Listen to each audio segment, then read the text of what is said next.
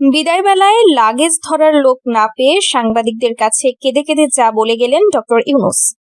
Nobel বিজয়ী অর্থনীতিবিদ doctor Mohammad ইউনূসের বিদায়ের সেই মুহূর্তটি এখন সোশ্যাল মিডিয়ায় ভাইরাল। একটি সাধারণ লাগেজ হাতে, চারপাশে কেউ নেই। এই দৃশ্যটি যেন ক্ষমতার চিরন্তন সত্যের একটি কঠিন আয়না। 2024 সালের আগস্টে দেশের সবচেয়ে অস্থির সময়ে ছাত্র জনতার আহ্বানে অনিচ্ছুক হয়েও দায়িত্ব কাঁধে তুলে নিয়েছিলেন তিনি। লাখো মানুষ রাস্তায় নেমে ফুলের মালা দিয়ে স্লোগানে স্বাগত জানিয়েছিল। অনেকে অনুরোধ করেছিলেন, স্যার অন্তত 5 বছর থাকুন, কিন্তু তিনি স্পষ্ট প্রতিশ্রুতি দিয়েছিলেন তিনি শুধু সেতু বন্ধনের জন্য এসেছেন, ক্ষমতা আঁকড়ে ধরার জন্য নয়।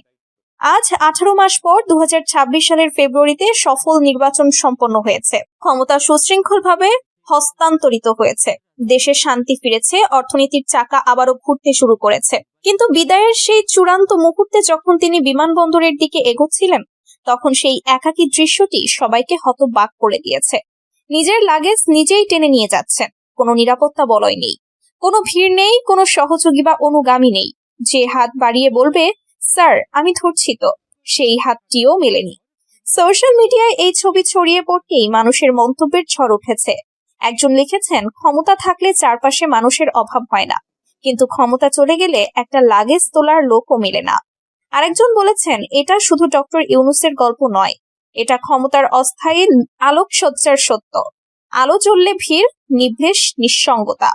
ডক্টর ইউনূসের ক্ষেত্রে এই সত্য আরো তীব্র হয়েছে, কারণ তিনি কোনো রাজনৈতিক দলের লোক নন। তিনি এসেছিলেন একটা জাতীয় দায়িত্ব পালন করতে, দেশকে সংকট থেকে বের করে আনতে।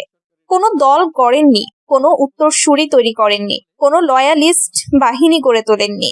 তাই বিদায়ের দিনে সেই লয়াল মানুষও ছিল না।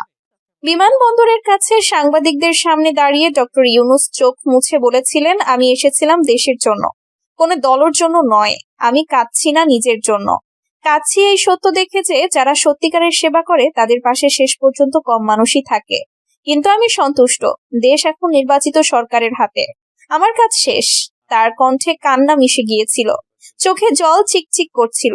সাংবাদিকরা নীরবে দাঁড়িয়েছিলেন, কেউ প্রশ্ন করার সাহসও পাননি। এই দৃশ্যটি শুধু তার ব্যক্তিগত নয়, এটি আমাদের সকলের জন্য একটা আয়না। ক্ষমতা একটি অস্থায়ী আলো, যতক্ষণ জ্বলে প্রশংসা, সেলফি, ফটো সেশন, সুবিধা খোঁজা মানুষের ভিড় থাকে। আলো নিভলে যা থাকে নিজের লাগেজ, নিজের পায়ের মাটি আর নিজের করা কাজের স্মৃতি। ডক্টর মোহাম্মদ ইউনূস 1940 সালের 28 জুন চট্টগ্রামের হাটহাজারী উপজেলার বাথুয়া গ্রামে জন্মগ্রহণ করেন। ঢাকা বিশ্ববিদ্যালয় থেকে অর্থনীতিতে স্নাতকোত্তর করার পর আমেরিকায় পিএইচডি সম্পন্ন করেন। 2006 সালে তিনি এবং গ্রামীণ ব্যাংক যৌথভাবে নোবেল শান্তি পুরস্কার লাভ করেন। 2026 সালের ফেব্রুয়ারি পর্যন্ত তিনি বাংলাদেশের অন্তর্বর্তী সরকারের প্রধান উপদেষ্টা হিসেবে দায়িত্ব পালন করেন। তার নেতৃত্বে দেশের সফল নির্বাচনের ব্যবস্থা রয়েছে, সুষ্ঠু ক্ষমতা হস্তান্তর সম্পন্ন হয়েছে। বিদায়ের এই ছবিটি থেকে যাবে একটি লাগেজ হাতে একা দাঁড়িয়ে থাকা একজন মানুষ, যিনি দেশের জন্য সব দিয়ে গেছেন, কিন্তু দেশ তাকে সেই মর্যাদা দিতে পারেনি যা প্রাপ্য ছিল। হয়তো তিনি আর এই মাটিতে এভাবে ফিরবেন না, কিন্তু তার বিদায়ের এই মুহূর্ত আমাদের শিখিয়ে দিয়েছে সত্যিকারের নেতৃত্ব কখনো ভিড়ের উপর নির্ভর করে না, তা নিজের বিবেকের ওপর দাঁড়ায়। দলীয় পরিচয়ের কারণে কেউ যেন জুলুমের শিকার না হয়, বললেন শফিকুর রহমান। বাংলাদেশ জামায়াতে ইসলামীর আমির ও জাতীয় সংসদের বিরোধী দলীয় নেতা ডক্টর শফিকুর রহমান বলেছেন, শুধু দলীয় পরিচয়ের কারণে কেউ যেন জুলুমের শিকার না হয়। আমরা এই দেশ ও দেশের নাগরিকদের ভালোবাসি। যদি কেউ জুলুমের শিকার হয়, তাহলে আমরা প্রতিবাদ ও প্রতিরোধ করে তুলব। বৃহস্পতিবার বাংলাদেশ জামায়াতে ইসলামী ঢাকা 15 সংসদীয় এলাকার উদ্যোগে এতিমদের সম্মানে আয়োজিত ইফতার মাহফিলে প্রধান অতিথির বক্তব্যে তিনি এসব কথা বলেন। ডক্টর শফিকুর রহমান বলেন, সরকার ও বিরোধী দল মিলে যেন মানুষের অধিকার নিশ্চিত করতে পারি, সেই চেষ্টা অব্যাহত থাকবে। যে কাজ করলে আল্লাহ সন্তুষ্ট হন, আমরা আশা রাখবো সরকার সেই কাজটাই করবে।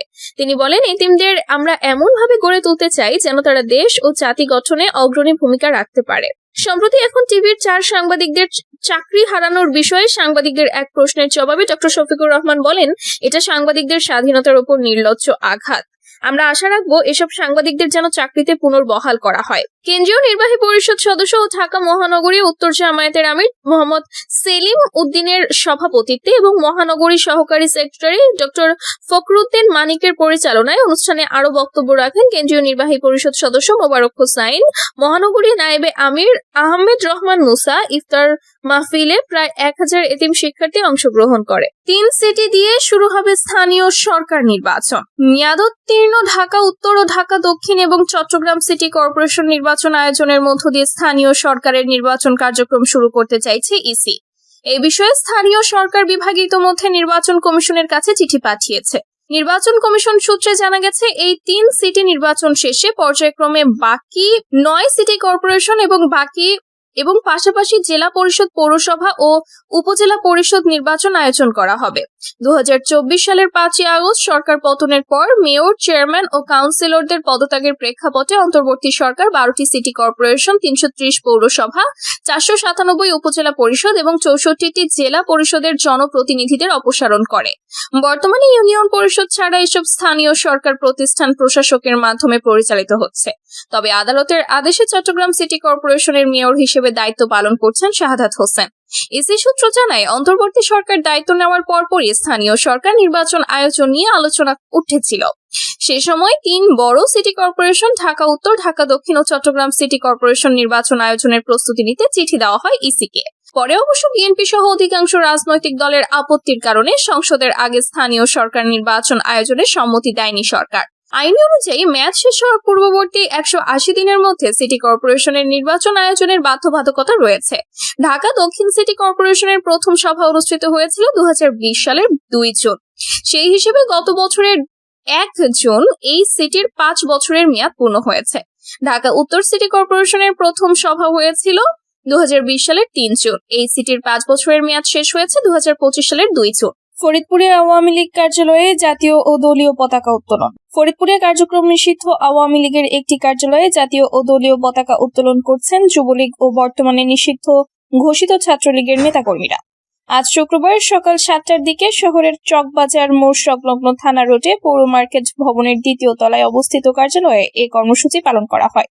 প্রত্যক্ষদর্শীরা জানান, পাশাপাশি থাকা 3টি স্ট্যান্ডের মাঝের 2টিতে জাতীয় ও দলীয় পতাকা টাঙানো হয়। এ সময় যুবলীগ ও ছাত্রলীগের নেতাকর্মীরা জয় বাংলা স্লোগান দেন।